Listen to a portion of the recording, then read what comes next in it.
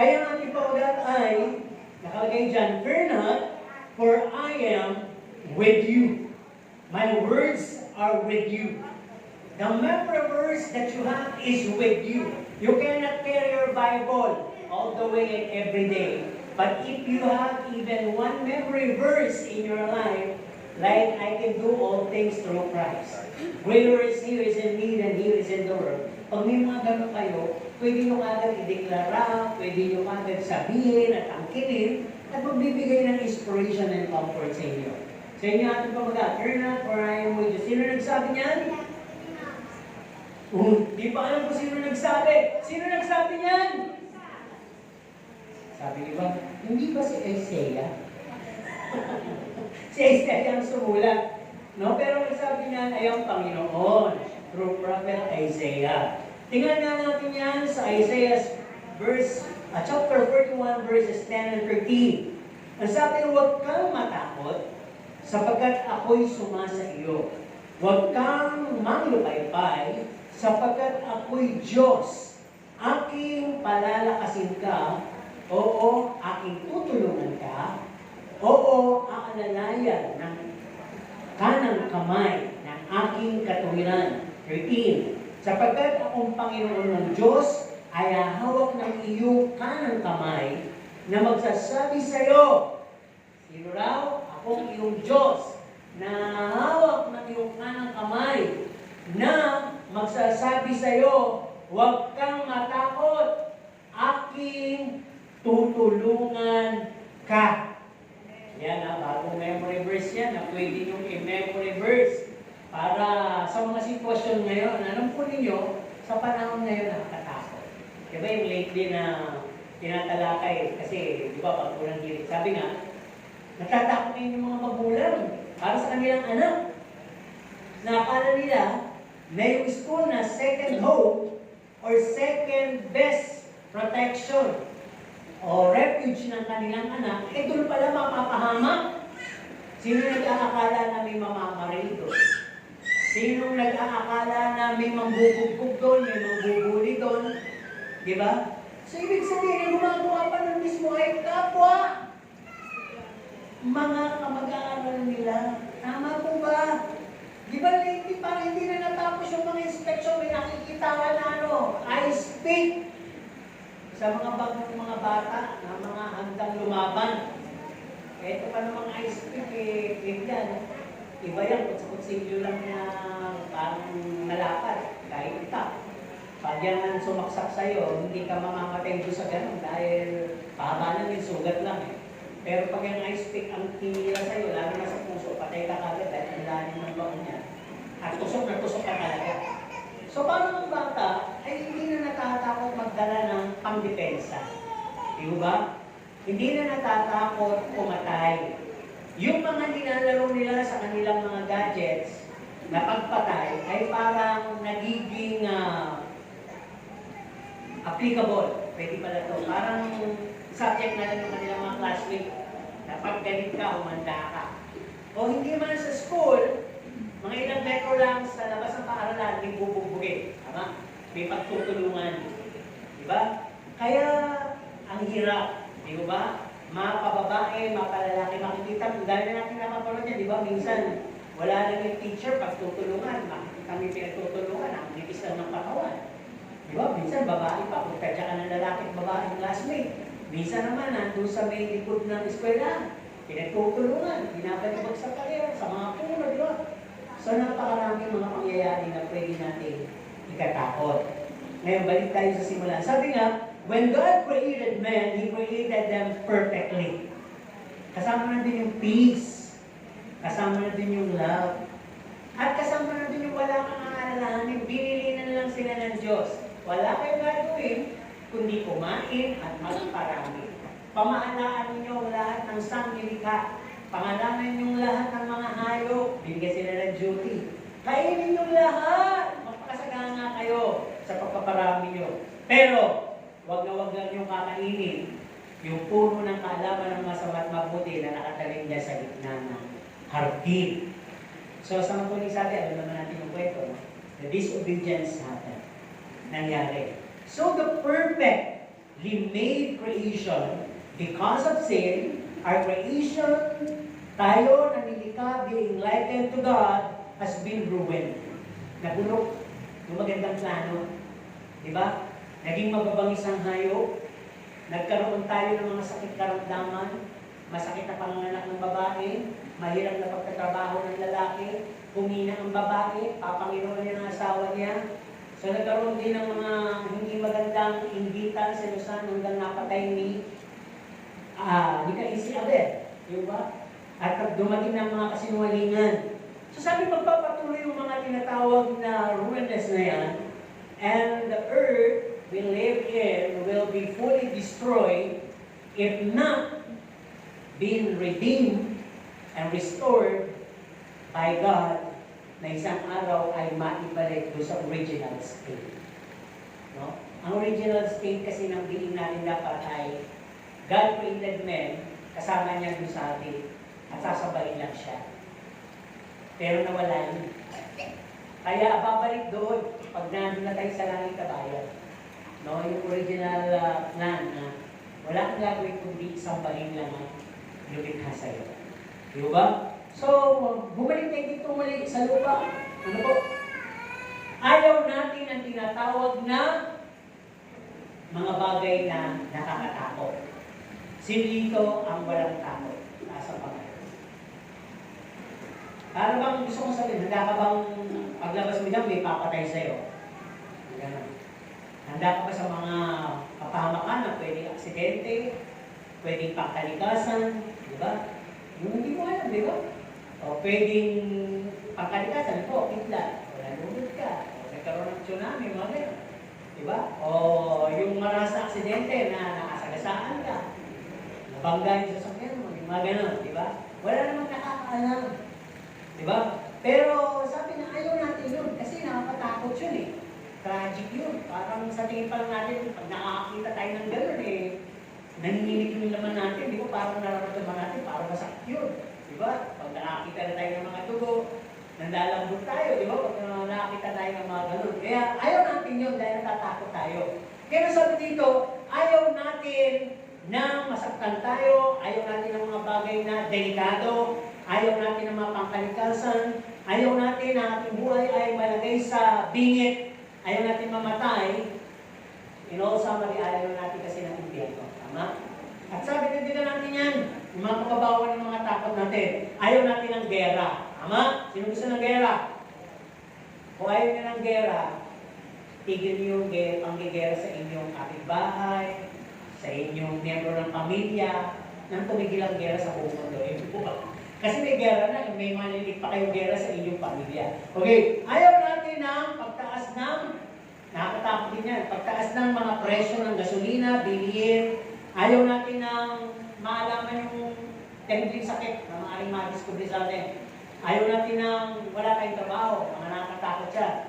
Umulan ng trabaho. Ayaw natin na mapag-iwanan. Ayaw natin ng mababang sweldo. Ayaw natin ng rejection. Ayaw natin ng neglection. Ayaw natin na tayo ay tatanggihan, tayo pababayaan. Ayaw natin maging mahirap o maghirap. Ayaw natin ng kulang. Ayaw natin mabuli anak natin o kahit tayo. Ayaw natin ng walang kasiguruhan. At ayaw natin ng mga difficult life situations. Sa matuloy sabi, kasi lahat yun, nakakatakot. Diba? Nasa Bible ba yun? Sa huling panahon, we will be living in a perilous kind of life. Sa ayon sa gusto mo, ang tao titigas ang ulo, lalamig ang pag-ibig. Amen po ba? Kaya sabi, left or right, backward or forward, kung wala yung Diyos na nangangako na itong ating binasa, ay pwede nga tayo mahulog sa mga kapatakan. Pag-usapan natin yung takot. Alam ba ninyo na ang takot ay pwedeng i-reshape ang iyong buhay.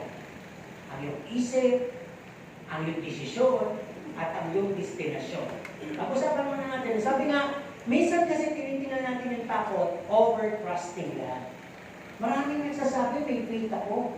Pero pag dumating na yung kinatatakutan, mas malaki pala ang yung level ng takot kaysa kumpirado sa pagtitiwala niya sa Diyos.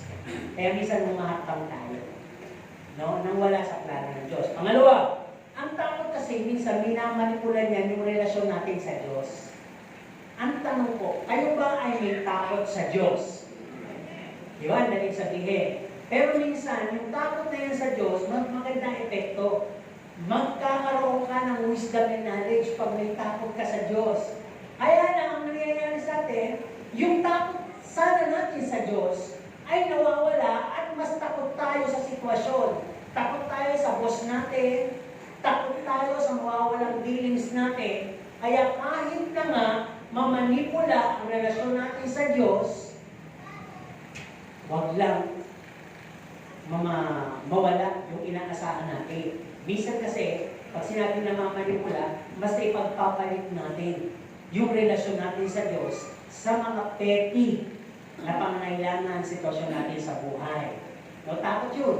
At ang sabi din dito, yung takot natin minsan ay hinahawakan yung mga bagay o sitwasyon sa atin presently.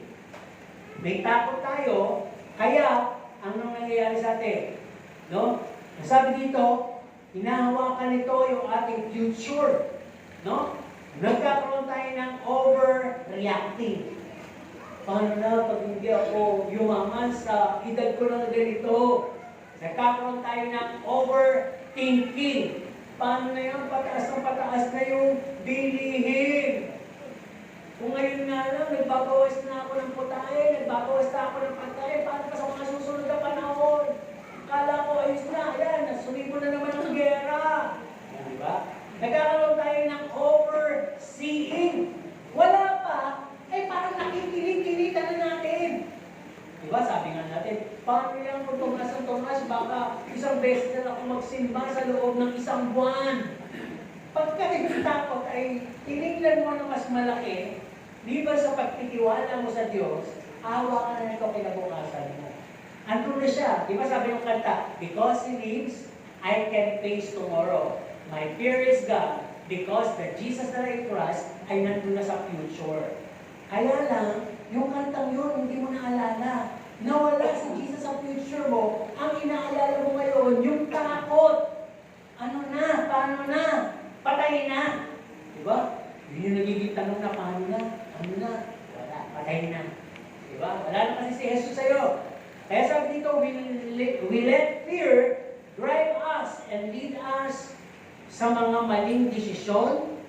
At minsan na-disorganize ang ating mga plano, at minsan na-compromise ang ating mga transaksyon, kapit patalim tuloy tayo. At minsan may mga maling tao na rin tayong nagiging partnership natin dahil lang sa takot.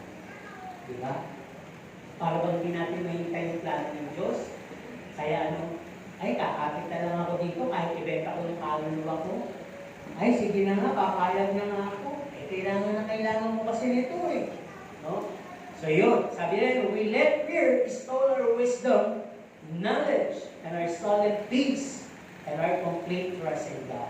Pag may takot ka, at yan ay naalagaan mo, para bang nag-iwan ka ng isang bahay na nakalimutan mong isara.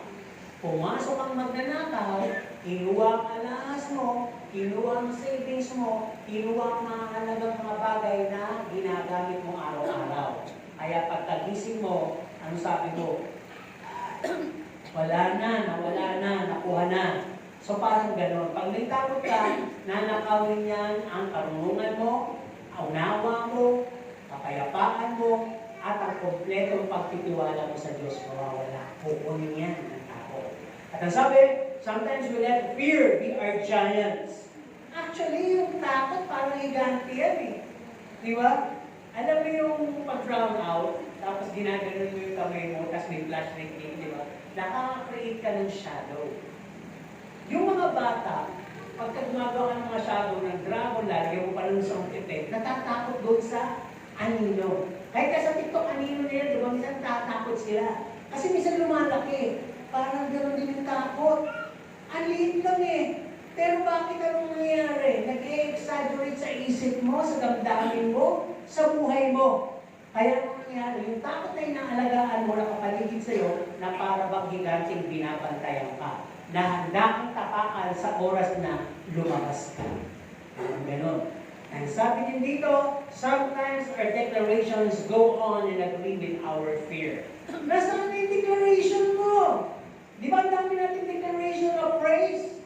Meron pa tayong kung ano-ano dyan. Natin-declare mo ba yun? Oo, natin-declare mo. Patay. Sa isang linggo, tataasan naman ng gasolina. Nakakainis naman. Dapat ba yun ang sabihin? Diba? Minsan we go on with our declaration. Pagka sinabing, uy, magpakarga ka na. Magtataas ang gasolina. Oo, magpapakarga na ako. So yun yung declaration mo. Diba? Kaya sabi nga dito, pag hinayaan mo yung takot, begats, fear, pag yung takot ay nanganak ng takot, yung takot ng nanay ko sa ipis, naipasa sa amin. Takot tuloy din kami lahat sa ipis. At dahil takot kami sa ipis, naipasa namin sa dalawa namin anak. Natakot na rin meron sa ipis. Di ba? At sana naman huwag na maipasa sa kaapo-apuhan. Parang ganun yun eh. Simple lang, yung takot nila, dati hindi nga ako takot sa palakang saging, gusto ko pang huliin. Takot pa ako sa palakang karat. Natutuwa ako sa palakang saging dahil kulay verde. Papahuli ko pa sabi, papahuli ko, takot pala, nagkakarang. Ay sabi niya, kala niya alam ko. Ay sabi niya, papatayin mo ako sa nervyos. Alam mo, takot ako doon. Hindi ko alam. Kaya ka pinahuli ko sa iyo eh. Kung alam mo lang kung uhuli. Kaya nung mula nung nalaman pagtakot doon, natakot na rin tuloy ako kung nakita ko pala akong saging. Takot na ako. Yun yung ibig ko sabihin, na ipapasa yung takot. Sinong takot dito sa gagamba? Yung malaki, pero kay Spider-Man, hindi kita ko. Diba? Takot na yun, gagamba. Diba? Nahindap pa kayo. Tingnan natin nga dito, sabi nga dito kasi, the wrong mindset of fear will drive out totally, no, the picture and scenario of God's throne in your heart. Pag ang takot mo ay umod ng laki, na gibalan nito yung trono ng Diyos sa buhay mo. Wala na. Wala na yung Diyos na nagbibigay ng tapang, kasiguruhan, nagbibigay ng tinatawag na defense, kanlungan sa buhay mo. Wala na. At alam ba ninyo, sabi din dito, yung fearful, yung matatakotin, yung mga cowards. Sa Revelation 21 verse 8, saan ang lugar nila? Sa impyerno. No? Kasi kasalanan pala itong matatakotin. Kasi nga, sinabi ng Diyos, para bang, pag matatakotin ka, para bang wala ka talagang Diyos sa buhay. Di ba? Wala kang faith pag matatakotin ka. Pag matatakotin ka, wala kang peace. Pag matatakotin ka, wala kang hope. Wala kang inspiration. It will then frozen your life. Ayaw mo mabante, stagnant ka lang. Ayaw mo bumakbang, magkaroon ng challenge dahil punuan ng takot. Punuan ng alinlangan. Yung takot kasi, andyan na yung alinlangan. Andyan yung kabilisahan. Andyan yung ayaw mo magkakamali. Ayaw mo masubukan yung mga kung ano-anong bagay. Lahat yun ay sakop ng takot. Na maaring meron ka o maaring inaalagaan mo. Isa pa, tuktong natin sa unang bahagi. Sabi niya, bakit ba tayo natatakot? Tanungin nyo nga yung mga katabi. Bakit ka natatakot? Sige nga. Sino takot sa dilim? Marami matapang sa kapwa-tao. Hindi nila akong ganun. Siga. Pagdating sa dilim, sa mulong usapan, takot. Oh, may ganun. Diba? Pero sabi sa Bible, mas matakot ka sa buhay kaysa sa patay. Dahil yung patay, wala nang magagawa sa iyo. Yung buhay, pwede kang patayin. At isang araw ikaw din nakakatakot. Multo ka na eh. Diba? So, sino dito yung takot sa multo? Kaya pala ang dami, di ba, pinangalanan. May takot nga sa tubig eh. Di ba? May takot sa height. Di ba? May takot sa maraming tao. Yung mga ganun pala, di ba? May takot sa asawa. Oo, totoo yun. Nanganak na nga ng anak, di ba?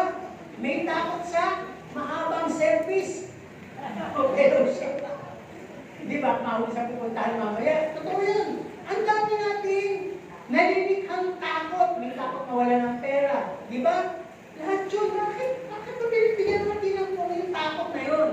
Ang sabi kasi dito, kaya pala tayo natatakot, teka yun yung mga katabi sumagot, mga may takot sila. Pag wala yung takot, robot yan.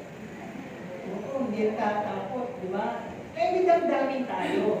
Lahat tayo may takot kahit konti. Di ba? Yung takot maligo kasi baka magkasakit. Totoo naman yun eh.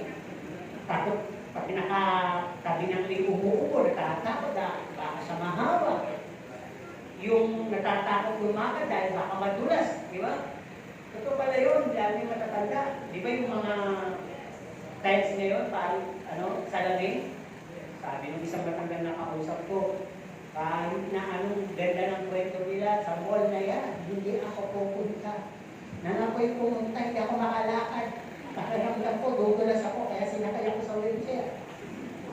Yun, dahil nga, basa daw, basa. Pero bakit ano nga yun, moderno, iba na eh. Kung times natin, hindi pa rin yun talaga, parang salamin, parang tubig, di ba? Sa sobrang linaw. So yun yung mga takot maliliit lang, di ba? May takot mamatay, may takot kumain ng kung ano-ano. Lahat, parang dahil takot. Pero sabi dito, bakit ba tayo natatakot? Number 1, kasi nga, idol tayo tungkol sa salita ng Diyos at pangako ng Diyos. Yan number 1 talaga. Wala tayo kasing alam sa salita ng Diyos at pangako ng Diyos. Kaya, mas mabilis makapasok yung mga sabi-sabi, yung mga paniwala na minanapan natin kung kani-kaninong matatanda, at yung mga nasasagap nating balita. Pangalawa, kasi nga, wala man lang tayo na memorize kahit isang verse. Gusto ko nga sana magtawag para makahuli ako kung meron memorize na verse kahit kabataan. Magturo kaya ako ng 5 ngayon.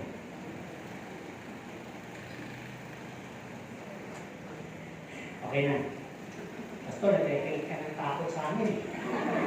Huwag na, hindi na. Bakit tapin natin, nangyari sa inyo, tatakot na ituro. Kasi kaya mag-aral kayo kahit isang member verse. Dapat, yung member verse na yun, pangako na pangangawakan nyo. Tama po ba? Na magiging applicable sa buhay nyo. Tama? Ngayon, tantanan nyo na muna yung Philippians 4:19. Baka yun lang yun. Yung, but my God can supply all my needs.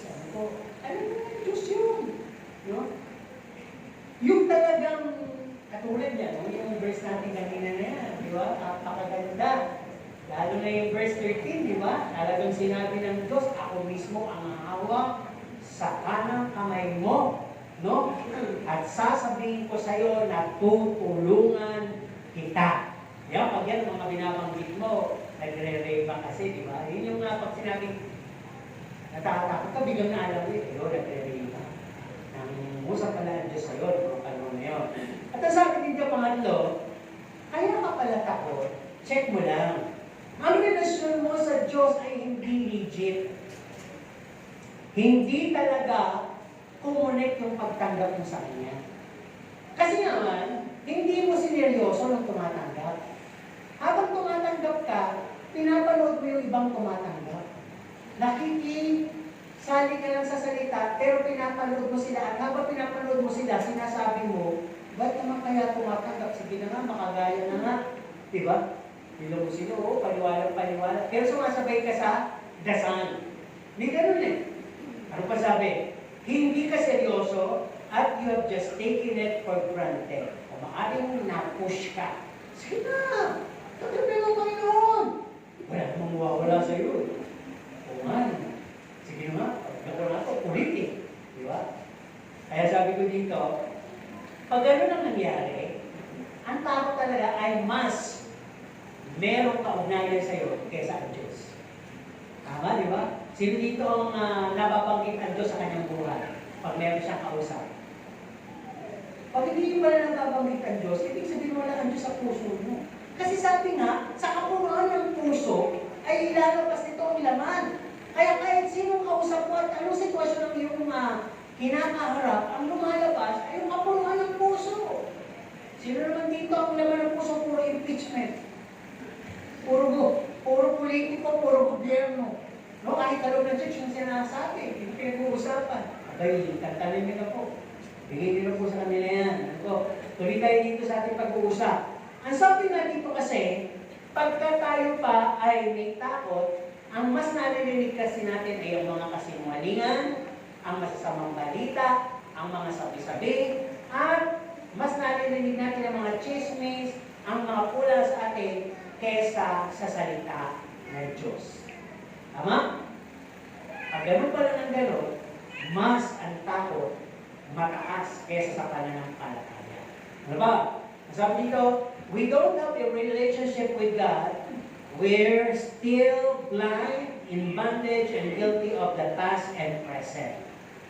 Pagka pala ikaw ay pinananahanan ng tao, ibig sabihin, check mo to, wala kang relationship sa Diyos. Kaya naman, ikaw ay patuloy na bulag, patuloy na natatalian, patuloy na nagigilty ka sa nakaraan, at sa mga susunod na panahon. Hindi pa dumadating yung panahon na yung parang iniisip mo, hindi talaga ako makakulag po sa kasalanan ito, sa kahinaan ito. Talagang hindi ko talaga siguro maiiwasang mamutang. Talagang hindi ko yata maiiwasang magmura. Talagang hindi ko yata maiiwasang mabuot. Ayan. Pag ganyan ito na nangyayari sa'yo, ibig sabihin, wala ka talagang Diyos, kaya may takot ka din. Di ba? At ang sabi, ito, singit lang natin, ang isang taong matatakot ay maingay. Tama ba? Ang isang taong matapang, tahimik. Pero yung matatakotin, maingay. Iskandalosa. Di ba? Dinadaan doon sa pagiging loud. At sabi din dito, we were taught how to be free, be led by the Holy Spirit guidance, yet, bakit gano'n? Ang sabi ng salita, malaya ka na. Ginagabayan ka naman ng Santong Espiritu. Eh, bakit gano'n hanggang ngayon? Parang hindi ka makawalag-pos. Diyan sa nakaraan, diyan sa mga sinabi sa'yo, sa mga pangyayari, sa sitwasyon at sa pamsahe, sa paligid mo. Ang sabi pala dito, nasa iyo pala yung refusal. Kasi you continuously refuse. Lalo ba kung kasalanan mo, para sa tingin mo, hindi ka? Lagi kang nagre-refuse at meron kang ganitong sinasabi. You wanna stay long and be rescued the way you want things to happen. Para wala na yata akong pag-asang magbago. Nilalako na ako talaga ng sistema ko, nilalako na ako ng kahinaan ito. Lord, maliban ikaw ang magbago sa akin, doon lang ako mababago. Pero hanggang hindi ko ako binabago, hindi ako mababago. Kasi ayaw mo kasi talaga magbago. Huwag mong kalimutan yung sinasabi na sa huling panahon yung masama ay magpapakasama pa. Kaya, hindi sa naman ang dalangin mo, Panginoon, ayoko po maungi doon sa masamang magpapakasama pa. Sabi siguro nila, kung si Pablo nga sinasabi, ayaw niyang gawin, pero ginagawa niya, yung gusto niyang gawin, hindi niya magawa, yung ayaw niya, yung ginagawa niya. Kaya sabi ng Pablo, may binhi siya ng kasalanan. Pero hindi punahin ko si Pablo doon. Yun ay hinihiling niya at isinasandig niya sa biyaya ng Diyos. Pwede natin siguro sabihin, Panginoon, ang biyaya mo dumating sa buhay ko dahil pag ang biyaya mo, kinakata natin lahat yan, amazing grace! No? Pag dumating sa buhay mo yan, ikaw na mismo ang mamumuot, mandidirig, tatakwil sa mga kahinaan at kasalanan meron. Hindi mo na kailangan pilitin. Hindi mo na kailangan umiyak ng todo-todo. Ipakita na talagang ayaw mo. Hindi. Talagang mawawala. Dahil ang biyaya ng Diyos sagana sa atin. Okay, pasabi dito, bakit ka natatakot? Kasi nga, nakasandig ka sa sarili mong lakas, pamamaraan, at kamangmangan mong pang-unawa. Diba? Tumataas yung presyo ng gasolina. Domino effect. Tumataas din ang presyo ng bilihin. Pero ko hindi tumataas nila. Tumataas ba sweldo? Kailan lang nagalit, binawi pa, tataas na. Pera na, naging bato pa. May mga kalatuntunan kasi, may mga isila sa alang-alang. Pero hindi yun, nakapasok na kasi yung balitan tataas yung sweldo. Tapos bakit binawi pa? Yun. Yun yung mga nakapagpapainit ng ulo, di ba? At hindi lang, di ba, hindi mo mainit ang ulo. Ang totoo, kaya mainit ang ulo mo, natatakot ka. Di ba? Na dati ang binibili mo ay spam. Ngayon, ang mabibili mo na lang ay maling. Half the price. Ibili-bili mo ba yung masarap-sarap na ligong pula? Ngayon, nabibili mo na ngayon. Okay, mo lang sardinas sa lahat. Ayun, alam mo na. Kasi ayoko nang pakitin, mamaya yung binibili yung sardinas na yun, masarap pala. Natin na lang. Basta sardinas, masarap yan. Tama ba? Pang-isa sa mga gulay yan eh. Tama. Ito ko na tutunan yan eh. Diba? Lagyan mo ng miswa, sarap na. Yung mga puti naman, lagyan mo lang ng sibuyas, suka. Sarap na. Diba? Kaya huwag natin sinuhin yung mga sardinas na yan. Kahit na sardinas pala yan, may nagmamahal din. Ano po? Dati, pagkain lang ng aso. Ngayon, pagkain na ng milyonaryo. Diba ba? Ulit tayo dito.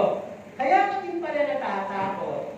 Sabi din dito, yung sovereign God ay hindi pa talaga yun ang tinatawag mo. Ang tinatawag mo ay yung maliit mong Diyos. Kaya nung sabi mo, Diyos ko po! Diyos ko po, muno. Taas na naman yung gasolina. Diyos ko po, yung mga anak ko ayaw magbago. Diyos ko po, yung asawa ko. Puro kang awa.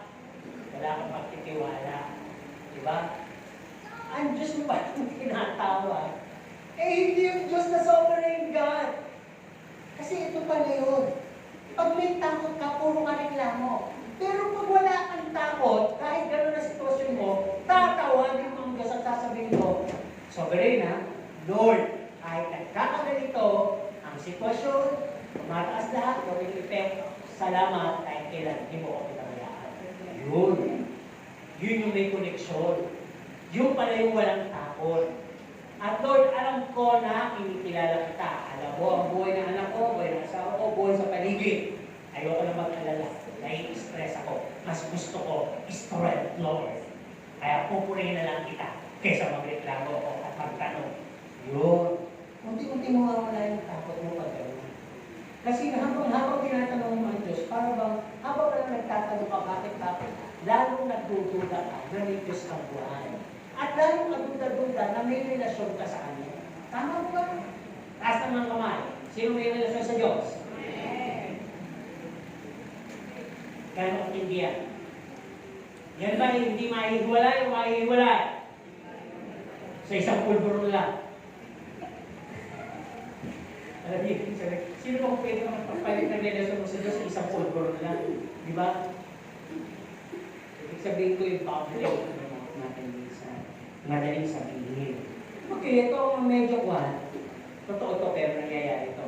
Sometimes, we put our hope, kaya takot tayo. Check mo, kanino pa nakaligay yung pag-asa mo? Sa Diyos ba o sa kapwa-tao mo? Kapwa-tao mo, yung boss mo na pwede mag-promote sa'yo. Yung politika na kakilala mo at may influensya ka. No? Yung kaya nanay mo milyonaryo. Yung asawa mo na CEO.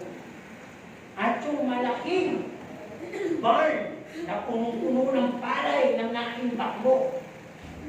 Baka doon nakasali ang tiwala mo. At pag doon, tiyak may takot. Kasi yung laman nung bar na yun, mauubos. Nakakatakot, mauubos. Yung menu mo sa bangko, mauubos din mo, kaya nakakatakot. Hindi mo naman kaya sunutin, lagay ka ng lagay. Kamamatayan mo na yun, ang dami maiiwan. Tama? Impok ka na impok, nilagay pala yun doon eh. Kasi nga, walang kakontento, may putas pala yung puso, yung isang putas na yun, sa Diyos pala yun. Pag napo na ng Diyos yung butas na yun, lahat ng takot mo, mawawala. Tama? Dito sabi nga, may pwede nanay ko, yung amo niya eh, ang late ng nangloge, ang late ng milyon na bawas, di ba? Marami pang milyon, nagpakamatay, dahil nabawasan lang yung savings. Di ba?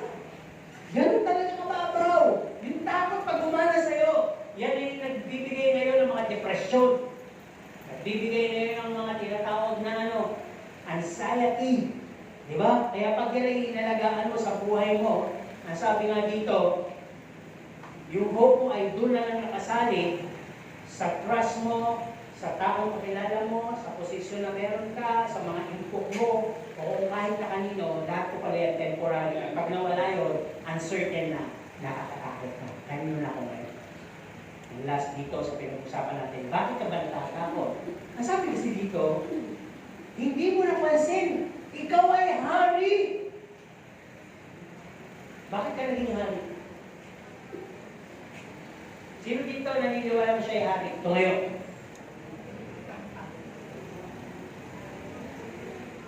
Ako walang naniniwala. Sino dito mga hari? Ito ngayon. Ibahin mo kaya, yung naghahari kami sa bahay. Wala pa rin. Meron din naman. Hari ng katamaran. Tumayo na rin yun. Sino? Hari ng ay, wala. Kaya pala, pag kinakanta natin, walang epekto, di ba? Di ba kinakanta natin? King of Kings and Lord of Lords. Sino yung King? Si Jesus. Sino yung Kings? Wala naman tumayo eh. At sabi niya kayo. Ulitin kita no, sino yung mga hari? Taas na yung kamay. Ano po kami yung mga dinadala ngayon. Taas ang kamay ng mga hari dito. Iba ayaw. Reyna. Yung Reyna iba. Lahat po tayo. Tama. Gusto ko makontrol na natin lahat tayo ay hari o Reyna. Taas ang kamay. Matapos na. Ulit. Ayan na. Hari na. Tama. Pero may mali. Hari kayo dahil nakoronahan kayo, kayo ay hari ng katatakutan. O kayo ay hari ng matatakutin. Yan. Hari ng sablay. Tama. Pag hari ka ng matatakutin, sablay lang. Palpak lahat. Ganyan yun. Di ba? Hari ka pala na ganun. Hindi ka na hari na nakakunig ko sa King of Kings. Kundi hari ka na ng sablay.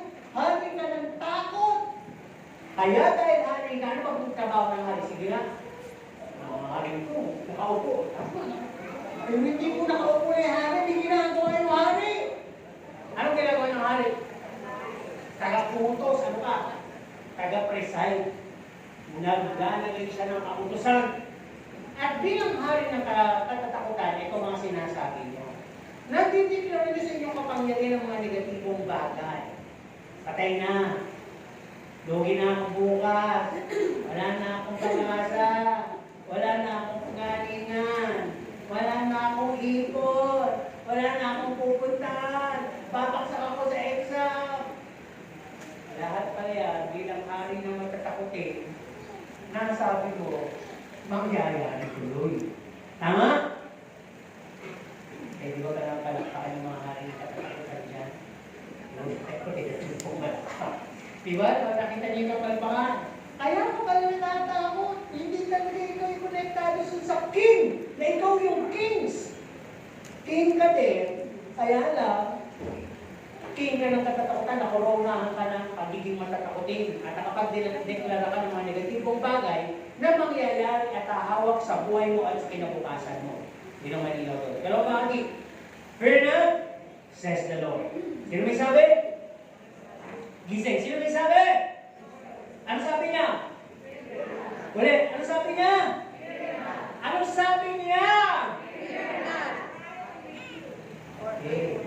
Huwag kang matakot. When God says a word or a promise, not a single word of Him fails. He's infallible. His word are indestructible. No? Pag nagsalita ang Diyos, ni tuldok ng kanyang salita at pangako, walang mababago, walang kukupas, hindi pwedeng guluhin, hindi pwedeng pasinungalingan. Kaya sabi dito, His words will not render and return void. Ang kanyang salita ay hindi babalik sa kanya ng walang kabuluhan o walang accomplishment. His word will come to pass and will accomplish. Hindi ba niyo alam yung lahat na nangyayari sa buong mundo ngayon, nasulat na? Yun na yun, nangyayari No? Ang sabi nga ng ating declaration na hindi natin nagawa kanina, ano sabi? The Bible is, the Word of God is a mighty Word. I believe, but it says, sino ka? A child of God. I believe, but it says, I have. Ano meron ka? Blessings. I believe, but it says, I can do. Ano meron ka? Power. Tama. Pag yun lahat pinaniwalaan mo, walang pinasisinungalingan ng Diyos mo, lalakas ka at mawawala ang takot mo. Ang sabi nga, heaven and earth will pass away, Mark 13:31, but my words, even a single dot, will not pass away.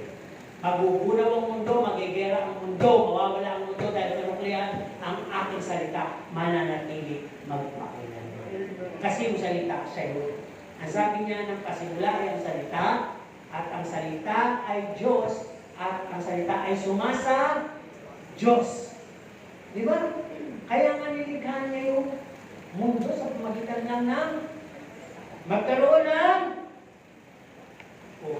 tungtungan nyo, magkaroon ng salamat na kante. Ako nagsasalita. Pero bago na salita, nangyari na. Magkaroon ng tulog. Ayun, pinangyari na. Nagising. Taligtad ano? Yung sinabi nito, magkaroon ng lupa, nagkalupa. May tulog. Nangyari na, sinabi ko, magkaroon ng tulog, sabi ng tulog. Baliktad. Nagising. Okay, tuloy tayo dito. Ang sabi nga, fear not, for I am with you. Alam nyo, si James Bond, ilan yung O niya? 007. Diba? Code niya yun. Pero tayo pala, may triple O. Sino anak ng Diyos dito? Sumagot? Ng O-O-O. Ha? Sino anak ng Diyos? Ay, may sagot. Parang aso lang.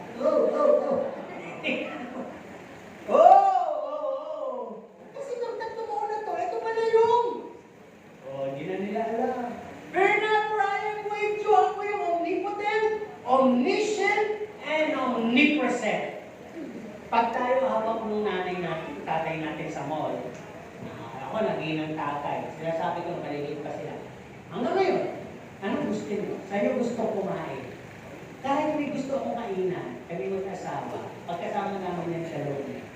Sa'yo gusto kumain. Kayo kung saan yung gusto. Hindi. Kayo mag-desisyon. Ganun na kasi pag magulang, di ba? Hindi rin kayo nasusunod. Gusto mo yung kagustuhan ng anak mo. Kasi kung maliliit pa yung anak mo, hindi ka ma-order ng marami dahil hindi mo kumakain ng marami. Kakain ka ng tira-tira, di ba? Tira-tira mo. Masaya ka na to, di ba? Hanggang natutunan mo na nabigay mo ng lahat ng pabor, di ba? Kaya minsan pag tantay kakain, magsalita kayo, lalagpasa tayo sa Robinson. Dali, pag hindi, highway na tayo. Robinson. Saan dyan? Kayo. Ang lagi na nila, kayo. Hindi ko nagalit na ako ng kabayan, ako pang mag-iisip. Ako pa nag-drive. Diba, yung galit na alam mo yung nagalit ng yun. Diba? Pagka naman, sila ka, ang gandang return nila eh. Kung saan yung gusto, okay na kami. Diba? Kaya ako naman pambusit yung KFC. Diba? 3FC na lang tayo. Sige, yung gusto. Pero yung isa ko lang dyan, gusto, bakto. Isa naman dyan pwedeng dyan. Hindi natin alam, di ba? Okay, tuloy lang tayo. Ang ibig ko sabihin dito, di ba gusto natin bigay sa anak natin yung kinabubuo? Hindi kasi natin alam kung yung gusto nila. Dahil hindi naman tayo omniscient. At hindi naman tayo omnipresent sa lahat ng panahon. Nakikita natin sila kakain. Kaya pag anak, bagunin mo to. Diba, minsan may lakad na pupunta sa gano'n, malayo, tatlong araw. Anak, bibigyan mo pa ng pera, kumain ka, mag-update ka, kung kumain ka, umalis na ba, kumain ka ba? Kung gano'n, ang lalaki na, nagtatanong ka pa, nandiyan ka na ba, karating ka na ba? Ay, kisa, gano'n akong daddy eh. Anak, lasang ka na, okay, love you, see you Wednesday, see you later, love you, mama, see you Wednesday. Ewan ko lang kung na-OAS, ano pa ka anak? Nagbabalik na lang kami ng mga labi ay labi. Ganun ako kasi sa mga anak ay mga lalaki. So, ibig sabihin lang, di ba? Kasi nga, yun lang ako na makamaya ko. Hindi ako kasi omnipresent. At hindi ako omnipotent. Ay, hindi na ako ganun kalakas. Di ba? Eh, minsan, may time na natin ito, may time na hindi ko na natin. Wala kang makasali ka na, bibigyan mo na lang ng pamasahe.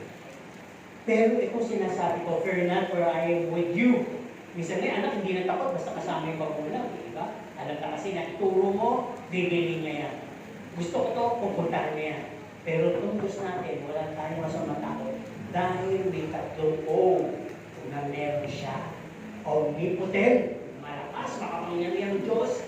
Omniscient, alam niya kung may cancer ka. Alam niya kung saan ka may buol. And omnipresent. Kahit na sumasakit yan, tulog na yung nagbabantay sa'yo, alam niya sumasakit yan. Ang tanong, no. Andun ka pa ba? Konektado ka pa ba sa Kanya? Diba? Yun lang yun. Kaya ka natatakot minsan. Kaya, ang sabi nga dito, huwag kang matakot. Sabi ganun. Dahil kasama mo ang Diyos. At ito pa sabi, the one who says and promise has the signature over all creation. Signature. Di mo minsan yung signature, ano yan? Ano bang dating ng signature? Ba't kailangan ng problema? Ito authenticate. Na ikaw yan, sealed mo yan, to be approved. Ba't ka natatakot samantalang ang nagsabi at nangako has his signature over all creation. He just created everything by His words. Sinabi lang niya. Nangyari. Alam niyo marunong, you may faith. Diba? Alam niyo kanta, I am the God that giveth me. Diba? Heal me, O Lord, and I will be healed. Save me and I will be saved. Pinalig lang naman nila yun Sa Diyos yung sinasabi ng Diyos Diba? Kaya, yung babae na tinudugo, na inabot niya yung laylayan ng Panginoon, meron siyang alam tungkol sa kapangyarihan ng Diyos. Kaya siya nagtikara, mahipo ko lang. Yung nga yung sinabi, palate. Laylayan ng kanyang suot. Dahil ang nagsusot at yung makapangyarihan. Gagawin niya. Diba? Meron siyang tapang sa katuwiran. Doon nagamit yung tapang niya.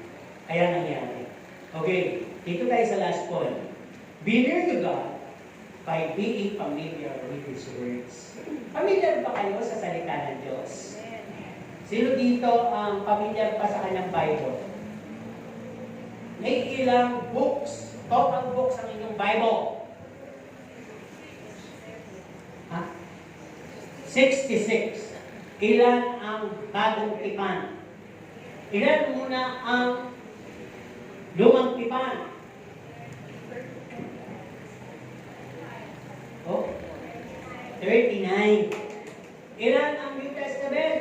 27. Oh, ganun lang. Hindi walang preview.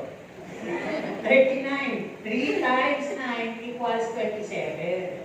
Kaya, total of 66. Di ba? Pamilyar pa ba kayo ito? Ano bang nabubuksan? Yung mga Bible ba nyo, ayos pa ang pahina o dikit-dikit na? Yung Psalms lang ang nabubuksan. Sino dito ang madumi ang Bible? Nung gutay-gutay na. Yun daw madumi ang Bible at gutay-gutay. Lagi kasi hindi nakabasa. Yun ang Bible na napakakinis. Dalawa lang din yan napakakinis at may mata sa tabi-tabi. Dahil lalalawayan. Nagpupuna. Hindi nabubuksan. Ayun daw yung mga unclean Christian. Ginagawa lang yung Bible, agimat, unan, at props. Alam po niyo yung Bible, hindi po yung parang cross na, kahit cross Sino naniniwala makapangyarihan ng cross? Sino gusto dito bigyan ng pendant? Cross o Bible? Meron ako dyan hindi ko nagagamit. May malaking cross at may Bible. Sino gusto ng Bible? Nakabukas na Malaki. Isa naman, cross. Wala nga naman pa ako, cross na.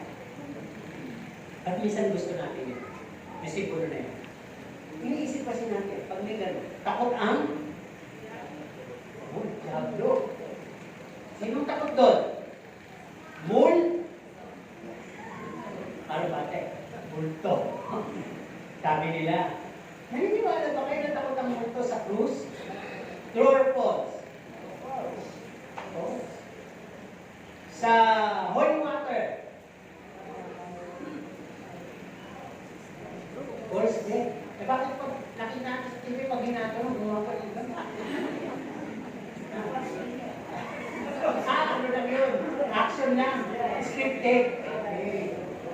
Diba? Kaya, kasi nga kaya nakita, di ba sa kanila pumasaw-saw, wala naman tubig. Sabi naman din nung nag-visit, wala naman pala naman. Sabi naman ng mga tinamaan, wala naman naman. Pinagpag din. Pero pala ganon, nananampalataya sila. Kahit walang tubig, may tubig. No, kahit walang laman, may tumako. Matindi. Sila, holy water, images, solid. Eh tayo dito. Ano pinangahawakan nyo? May nakikita ba kayo? Na simbolo dito? May krus ba? Wala. Wala. Imahe. Mga santo-santo, krus. Wala. Mga kwitas lang. So, parang iba. Iba nagtago pa sa loob. Ito na natin makita. Kaya pala iba, tulog. Sabi, walang anyunan nyo sa loob. May matakot po kayo. Di ba ninyo alam yung mga katabi? Ay, kawanis na Jesus yan. Tingnan nyo. Tingnan nyo mabuti. Uy! Sabi ko, tingnan nyo eh. Tingnan nyo. Eh, ba't yung iba umalis agad ng tingin na parang may kasamang pagdibili? Hindi ko. O pang-iwas. Basta titingin mo sa akin, utangan ako nito. Yeah. Alam po niyo, wala naman tayong mga ganong imahe. Yung Diyos na hindi natin nakikita, buhay. At katabi mo siya ngayon. Kaya huwag mo siya tulungan. Tama? Huwag mo siyang hindi papansin. Andyan siya. Actually, hindi mo pa hinihingi, gumagawa na siya sa'yo ngayon. Pinapagalingan na niya ngayon. Dadating na yung pagpapala sa'yo. Meron kami nga sa pagpapala eh. Sabi ko sa asawa, wala kayong pagpapala. Makakita ako ng mga langgam. Ang dami. Nilibyo ko na yung sarili ko. Bakit ba ako nagre-relay sa langgam na yun? Pero sabi ko, Lord, alam ko may blessing. Pero hindi ko na sinabi, yung langgam. O, dumating nga yung blessing. Yan lang. Diba ibig sabihin, dapat meron tayong ano? Courage. Pag may courage ka, automatically may faith ka na noon. Tama? Huwag nyo hayaan yung takot ay lamunin yung inyong takot. No? Mawawala din kasi yung faith. Kaya sabi ko dito, na halos sa panghuli natin, ano po, being near to God and being familiar with His Word. Hindi mo nga kasi madadala yung Bible mo. Ang Bible natin nandito lang, diba? Pero alam ko naman, hindi natin binubuksan. Diba? Ako kasi mas gusto kong tinitingnan pa rin dito. Sa ano. Minsan ko na ito ginagamit pag talagang sa lakaran. Isinesera, pero pag sa bahay nag-aaral, ito talaga rin. Ito, ginagamit. No? Masakit din kasi siya sa mata. At meron din akong nakita sa Facebook na ngayon ina-apply ko na. Sino dito ang nakakaalam ng iba't ibang pangalan ng Diyos?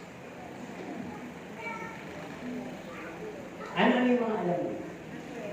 Emmanuel, Jehovah, diba? Elohim, diba? Marami. Yahweh, ano ba? El Shaddai, ano ba? Napakadami pala niyan. Ang sabi sa Facebook, start your morning confessing these 4 names of God, and you will see how it will work in your daily lives. Tinandaan mo ito. Ang sabi dito, the number 1 name, you should say, "You're my Jehovah Rapha." God, the one who gives me healing and good health. Diba? Pagising mo yan, Lord, you are my Jehovah Rapha. You are my help and you are my healing power. Sasabihin mo din yung, you are my Jehovah Shalom.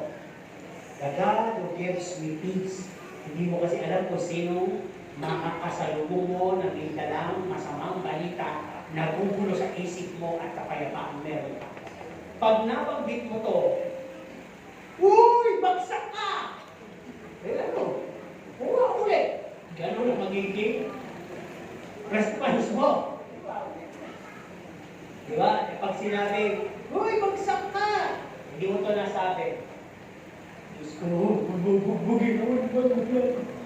May takot ka na nga. Diyos ko po, ayoko na kumuha. Nakakadala. Diba? Wala na. Puro words of discouragement, fear, hanggang kunin na niya na ang lahat ng kapayapaan mo. Sabihin mo rin yung pangatlong pangalan. God, you're my Jehovah Jireh. Yung favorite mo. The one who gives me my provision. You are my unending provider. Makita mo lahat na may utang sa'yo, magbabayad. Kaya, lahat ng para sa'yo, makukuha mo agad. May bonus pa. At, yung provider na yan, iingatan na walang lalapit sa'yo para umutang. Sino dito ang lapitin ng utang? Alam ba niyo pag lapitin kayo ng utang, mukha kasi kayo pera. Ay, mukha kayo mapera. Ayun. Di ba? Ang tingin na kasi sa inyong pera, lumalabas pa lang kayo, sampung dahilan na yung gustong umutang. Pero, pag inunan nyo na kayo ay may Diyos sa buhay nyo at ang kanyang salita hawak nyo, imbis na ang tingin sa inyo ay mukhang pera, ang tingin sa inyo ay righteous. Kantahin nga natin, the righteous are bold sa nayon. The mangungutang will flee with no one pursuing. Andiyan ba si Sister Rose? Righteous nga, di ba? Nagbabalak pa lang magsalita, kung nakita si Sister, di ba rin na lang aalis na ako? Wala, the Lord will protect. At ang sabi dito, the last name, marami pa, pero bakit dito na kasi masabi natin? You're my Jehovah Sabaoth. Ano raw? Hindi si Mahut. Sabaoth. Ay sinong W? Sabaoth. Ano raw yun? The one who gives me assurance, protection, and the one who will fight for me. Diba? The one who will fight for me. Jehovah Sabaoth. Pag sinasabi niya yung apat na yan, araw-araw, makikita nyo lahat ng mga gera sa araw-araw na buhay nyo, talo silang lahat. Sapagkat may pinangahawa ka, hindi lang salita, kundi pangalan ng Diyos sa buhay mo. Kaya wala yung takot. At pagka pala ikaw ay nagsasalita ng mga positibo na mga salita, ang sabi nga, and He will send His angel charge over me. Lahat na lang sinasabi mo, magandang araw mo ngayon, pagpapalain ako ng Diyos, gagaling ako, wala akong magiging problema, uutusan ng Diyos ang lahat ng anghel kikilos. Bumulat ka, umahangin, wala namang bago. It could be literal or spiritual. Inaayos pala lahat ng bagay in order para sa buhay. Bubulat ka na lang, problem solved. Tama? Ano ba?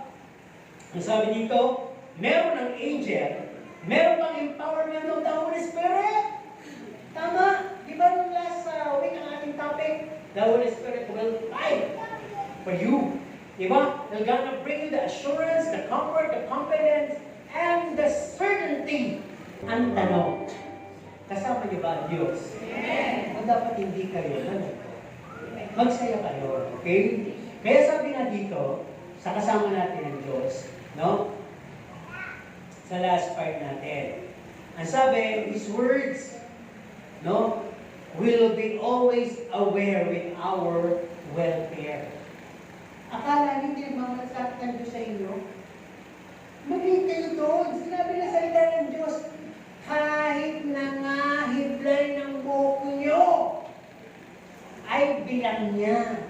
Ano pa ba yung problema yung malaki na maaaring, ang laki nga kaya kitang-kita niya. Ang kulang lang ay yung expression ng gratitude. Alam niyo pag sinabi expression ng gratitude? Ang gratitude kasi, positibo, negatibo, mangyari hindi. Surrender ka magpapasalamat. Handa ka magpasalamat. Para bang grateful heart yun. Hindi ka makikilos doon. Tukdin o hindi tukdin ng Diyos, salamat. Bigay o hindi bigay ng Diyos, salamat. Yun yung gratitude na. Eh, ang sa akin lang, thankful lang tayo pag tinugon.